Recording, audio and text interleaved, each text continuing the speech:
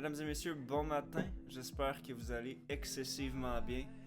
On est présent aujourd'hui pour, encore une fois, lire un petit peu les nouvelles sur les finances personnelles. Parce que c'est là-dessus que je connais le plus d'affaires. Le CELI, un trésor caché pour la retraite. Absolument, fait que je veux lire là-dessus, ça c'est sûr. Fait qu'un trésor caché pour la retraite. Pensez-vous à côté de tout le potentiel offert par le CELI? C'est fort possible. Il devrait faire partie de votre arsenal, absolument. Honnêtement, moi j'ai 25 ans, puis le CELIAP puis le CELI, c'est les deux plus beaux cadeaux financièrement parlant que quelqu'un peut m'offrir. Vous pensez que seul le REER mérite votre attention pour les vieux jours? Non.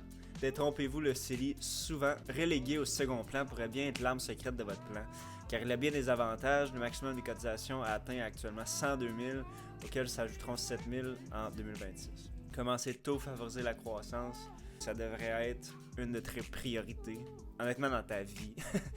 Contrairement au REER, l'espace de cotisation n'est pas perdu quand on retire de l'argent d'un CELI. Ouais. L'idéal, c'est de commencer à garnir son CELI dès que possible pour profiter de bons rendements à l'abri de l'impôt, 100%. Une chose que j'ai faite, je pense qui était bon dans ma vie, c'était dès 18 ans avoir investi dans mon CELI, puis ne pas arrêter depuis ce temps-là. Les retraits REER sont imposables, mais pas ceux du CELI. Les placements d'un REER CELI peuvent se compléter efficacement et déployer leur plein potentiel au niveau de la retraite. Le CELI, c'est l'outil par excellence pour augmenter ses revenus de retraite sans impact fiscal. Ça veut dire que si tu as de l'argent quand même dans ton REER, prendre quasiment moitié-moitié, moitié REER, moitié CELI, comme ça tu payes juste une partie de ton REER. Tu n'as pas besoin de sortir 100 000 de REER par année, parce que là, tu vas te faire imposer sur 100 000. T'sais. Par exemple, si une personne retire 60 000 de son FER, c'est comme un REER, mais passé 60 ans, il ne lui en restera plus que 48 000 après impôt.